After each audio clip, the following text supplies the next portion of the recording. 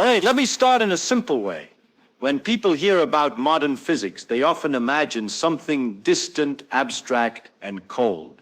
Equations flying around like mosquitoes on a summer night. But physics is not really about equations. Equations are just the language we use after we already understand something. Physics is about noticing how the world behaves and asking again and again why it behaves that way. So let me begin with a question that sounds childish but is actually very deep. Why do things have weight? Or if you prefer a more careful word, why do things have mass?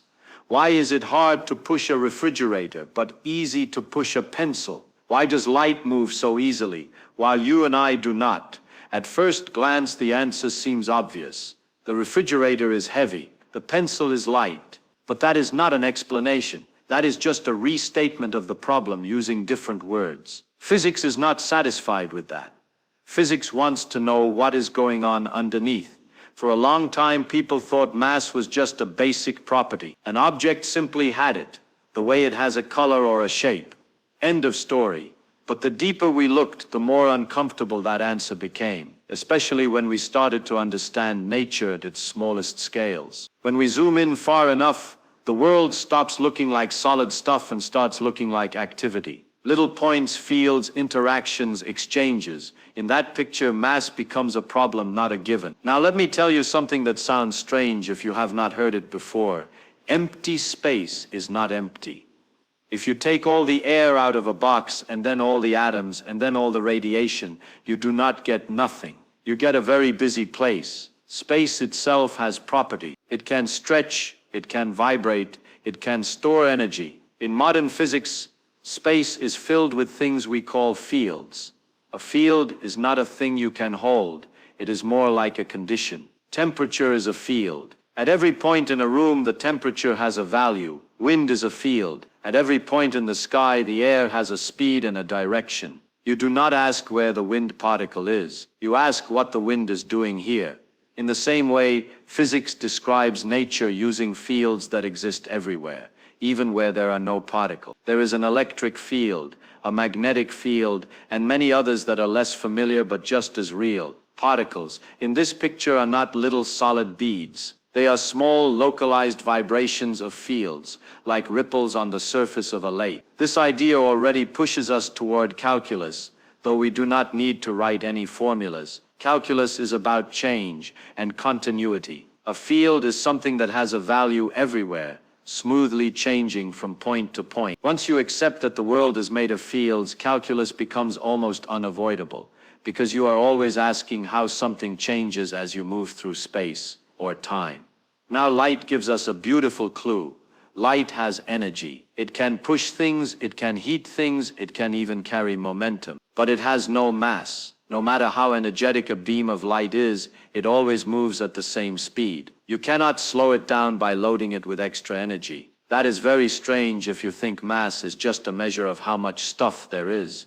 Electrons, on the other hand, do have mass. They resist being accelerated. If you push them, they respond sluggishly compared to light. Why the difference? Both light and electrons are described by fields. Both are excitations of something spread throughout space. So why does one behave as if it is heavy and the other as if it is weightless? This question haunted physicists in the 20th century. The equations that beautifully describe the forces of nature seemed to prefer particles with no mass at all. When mass was added by hand, the equations lost their elegance and, worse, their consistency. Nature, however, clearly does not agree with equations that only allow massless particles. We exist, tables exist. Something had to give. To understand what finally worked, we need to talk about symmetry. Symmetry is one of those words that sounds artistic but turns out to be deeply practical. A circle is symmetric because it looks the same no matter how you rotate it. The laws of physics are symmetric because they look the same no matter where you are or when you perform an experiment. Symmetry is powerful because it restricts what is allowed. If you demand that a system behave the same under certain changes, many possibilities disappear. This is both a blessing and a curse. The blessing is clarity. The curse is that sometimes reality does not fit neatly into the most symmetric picture. Here is a simple example. Imagine a pencil balanced perfectly on its tip. The situation is symmetric in all directions. But the pencil never stays that way. It falls. And when it falls, it chooses one direction, breaking the symmetry. The laws allowed all directions equally, but the outcome didn't. This idea, called symmetry breaking, turns out to be essential. The laws can be symmetric even if the state of the system is not. Once you see that, a door opens. Think of a landscape with hills and valleys. A ball placed exactly on top of a hill is in a symmetric position. Every direction is the same, but the slightest disturbance sends it rolling down into one valley. Once there, the symmetry is gone, even though the landscape itself was symmetric all along. In physics, fields also have landscape. They have energy, and that energy depends on the value of the field. Nature prefers low energy, the same way a ball prefers the bottom of a valley. The lowest energy state of a field is called its vacuum state. This word is misleading because it does not mean nothing. It means the calmest configuration. Space itself is soaked in it, the way air fills a room. If that sounds odd, think of temperature again. Absolute zero is a special case. Most of the time, the lowest temperature available is not zero. The room settles at some naso temperature. That temperature is not caused by a particular object. It is just how the room is. Now imagine moving through such a space. Some disturbances pass through easily, barely noticing the background. Others interact strongly with it and struggle. That struggle shows up as inertia. A favorite way to picture this is to imagine a crowded room. The room is filled with people standing around. A person nobody recognizes can walk straight across without much trouble. But a famous person attracts attention. People cluster around, slow them down, make it harder to move. From a distance, it looks as if the famous person has more mass. The important thing here is that nothing is being added to the person. The difference comes from interaction with the environment. In physics, mass can arise the same way. It is not something stored inside a particle like coins in a pocket. It is something that emerges from how the particle interacts with a field that is already there. This idea solves the old problem elegantly. The equations can remain symmetric. The fields can behave nice, and yet particles can end up with mass, because the vacuum itself is not empty, not zero, not trivial. Advanced calculus sneaks in again here, quietly. When we talk about energy landscapes and lowest energy states, we are really talking about finding minima of function. Calculus teaches us how systems settle where change stops, where slopes vanish. Nature does the same thing without writing anything down. So space is filled with a field in a settled state. Certain particles interact with it, and that interaction makes them behave as if they are heavy. Others do not interact and remain light-like, racing along at nature's speed limit. Now, if a field fills all of space, it can also vibrate. Just as the surface of a lake can ripple even when it is otherwise calm, a field can have small disturbances around its settled value. Those disturbances are what we call particles. This is a general rule in modern physics. Every particle you hear about is a vibration of a field, no exceptions. The electron is a vibration, light is a vibration, and the field we have been talking about is no different. Its vibration is just another particle, one that appears only when you put enough energy into the system. Most of the time, the field just sits there quietly, doing its job, giving mass to some particles and ignoring others. It is tempting to treat that particle as something mystical, something fundamental in a religious sense. That temptation should be resisted. Physics is not about holy objects. It is about mechanisms. This particle is interesting not because it is divine, but because it confirms that our picture of fields, symmetry and interaction is basically right. But before getting ahead of ourselves, it is important to remember something. Understanding does not mean certain. Every answer opens new questions. Why does the field have the shape it has? Why does it settle at the value it does? Why do different particles interact with it differently? Physics, at its best, does not hide these questions. It puts them on display. What we have learned so far is already remarkable. Mass, which once seemed like a primitive property, turns out to be a consequence, a result of interaction, a kind of resistance caused by moving through a structured vacuum. This way of thinking changes how you look at the world. When you push a table and feel it push back, you are not just dealing with stuff. You are dealing with fields, symmetries and energy landscapes, all working together in a quiet, consistent way. In the next step of the story, one asks how we know any of this is true. How can you test the behavior of a field that fills all of space? How do you detect a vibration that exists only for a fraction of a second and leaves no trace you can see? Those questions lead to remarkable machines, clever statistics, and a deep respect for uncertainty. But before we go there, it is worth pausing and appreciating how far simple questions can take you. Why is it hard to push a refrigerator? Because space itself is not empty, and moving through it is not always free. That is not the end of the story, but it is the beginning. Now let us continue from where we left off. Because once you accept that space itself is not empty, curiosity naturally pushes you forward. If there is a field everywhere, quietly sitting in its calmest state, and if some particles gain their mass by interacting with it, then the next question is unavoidable. How do we know this field is really there? Physics does not accept ideas just because they are elegant. Nature gets the final vote. The difficulty is obvious. You cannot scoop up a bucket of empty space and pour it on a scale. You cannot point to a spot and say, there is the field. Fields are detected only by what they do, never by what they are. This is not a weakness of physics. It is one of its great lessons. We never observe things directly. We observe interactions. Think about wind again. You do not see wind itself. You see leaves moving, flags waving, clouds drifting. From those effects, you infer that something is happening in the air. In the same way, the field we are talking about announces its presence through consequences. One of those consequences is mass, but mass alone is not enough to prove that a specific field exists. There could have been many other explanations. Physics is conservative in that sense. It keeps asking, what else would this imply? And then it looks for those implications. Now remember what I said earlier.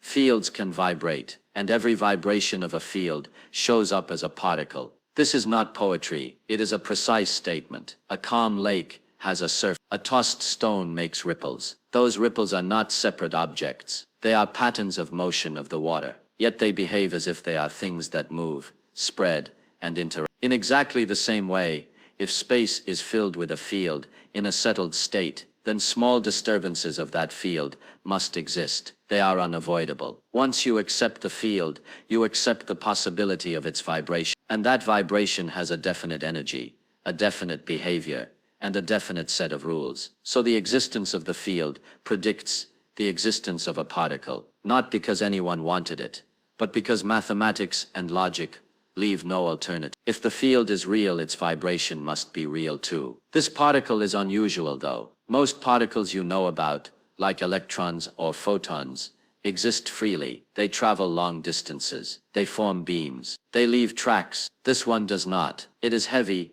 unstable, and short-lived. It appears only when you concentrate a great deal of energy in a very small region of space. Why is that? Again, the answer lies in interaction. The vibration corresponds to moving the field away from its calm value. That costs energy. The steeper the energy landscape around the calm point, the more energy you need to make the field wiggle. In everyday language, that shows up as a heavy particle. Here, calculus plays a silent but essential role. When physicists talk about the curvature of the energy landscape, they are really talking about second derivatives. Steep valleys resist displacement. Gentle valleys allow easy motion. You do not need to calculate anything to feel this idea. Try stretching a stiff spring and then a loose one. The stiffness tells you how strongly the system resists change. The field we are discussing sits in a very stiff valley. That is why its vibration is heavy and hard to produce. Most of the time, the universe does not bother. Only under extreme conditions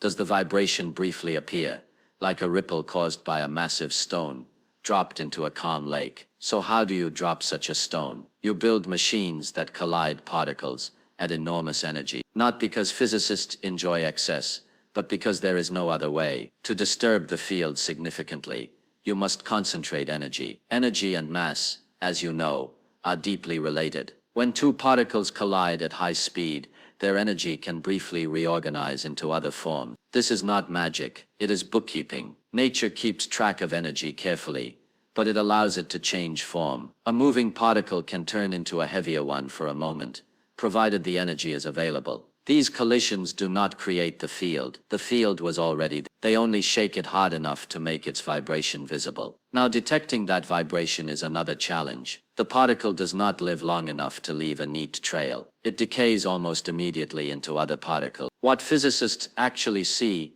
are the decay products, flying off in specific patterns. This is where statistics enters the story. No single collision proves anything. Nature is noisy. Many different processes can produce similar outcomes. To be confident, you must look at millions or billions of events and search for a pattern that appears more often than chance allows. This is a good moment to say something important about science. Discovery is rarely a dramatic moment where someone looks at a screen and it is usually a slow accumulation of evidence. A small excess here, a consistent pattern there, agreement across different methods and detectors. Only when all of that lines up do physicists begin to trust the result. Probability, averages, and distributions do most of the work. Again, calculus is there in the background, helping to describe how outcomes pile up and how small effects emerge from large numbers. But the idea itself is simple. If you flip a coin 10 times, you learn little. If you flip it 1,000,000 times,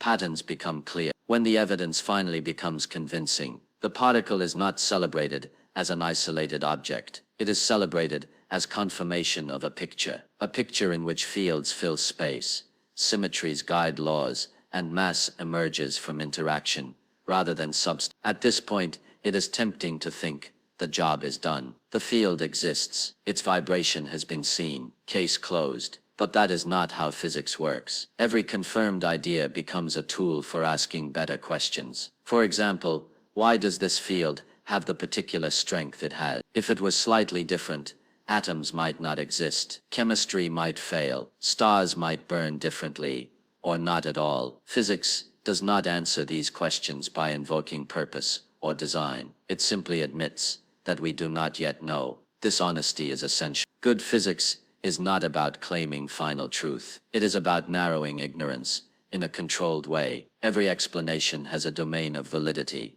and beyond that domain lie new mysteries. Another important lesson concerns names. When an idea becomes famous, it often receives a dramatic label. That can be useful for headlines, but it can also distort understanding. A name can suggest importance where there is only function. It can suggest mystery where there is mechanism.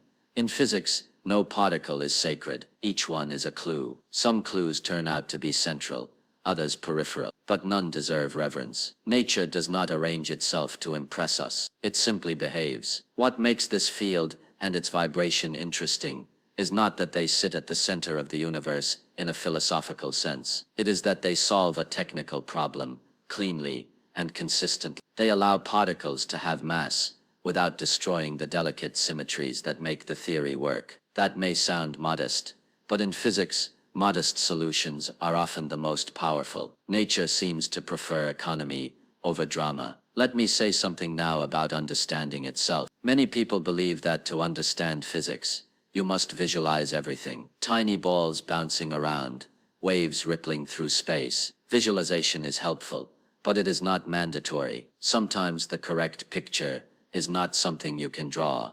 Fields are like that. You can use metaphors, but you should not mistake them for reality. The crowd in the room, the lake surface, the landscape of hills and valleys. These are aids to thought, not literal description. Real understanding comes from knowing what questions you are allowed to ask and what answers make sense. It comes from recognizing which features are essential and which are artifacts of language. One essential feature here is universality. The field fills all of space. You cannot turn it off in one region and keep it on in another. That means every particle everywhere is affected, whether you like it or not. Mass is not optional. Another essential feature is selectivity. Not all particles interact in the same way. Some feel the field strong, others hardly at all. This difference is built into the structure of the theory. It is not explained yet. It is observed and encoded. This selective interaction is part of why the universe is interesting. If everything behaved the same way, there would be little structure. Variety comes from difference in interaction. As you reflect on this, you may notice a pattern. Physics keeps reducing things to relationships, not objects, but interactions, not substances, but processes. The deeper we go, the less sense it makes to ask what something is in isolation. This shift in thinking can be uncomfortable. People like solid foundations, but nature does not promise comfort. It offers consistency. Now let us zoom out for a moment. The field we have been discussing explains only part of what we observe. Most of the mass of ordinary matter comes from other effects, such as the energy stored in the motion and interaction of smaller constituents. Even without this field, protons would still be heavy. The field plays a crucial role, but not an exclusive one. This is another reason not to exaggerate its importance. It is a piece of a larger structure, a necessary piece, but not the whole building. And beyond that building lie unanswered questions. Gravity, for example, does not fit comfortably into the same framework. Neither does the mysterious matter that seems to dominate the mass of the universe, without interacting with light. These problems remain open. If you are looking for a final theory, a neat package, tied with a ribbon, you will be disappointed. Physics does not work that way. It builds scaffolding. Some parts are sturdy, others are provisional. All of it is subject to revision. That is not a failure. It is a strength. It means physics remains alive. So what should you take away from all this? Not the name of a particle, not the details of a detector, but a way of thinking. When you push against the world and feel resistance, remember that this resistance is not a brute fact. It is the outcome of interactions with fields that fill space. When you hear that something exists everywhere, do not imagine a substance, but a condition. When you encounter a mysterious object in physics, ask what problem it solves, and above all, remain comfortable with not knowing everything. Confusion is not the enemy of understanding. It is the beginning of it. Nature is subtle, but not malicious. If you ask clear questions, and listen carefully to the answers, it will tell you how it works. Not all at once, and not without effort, but honestly. That is all one can ask of the universe.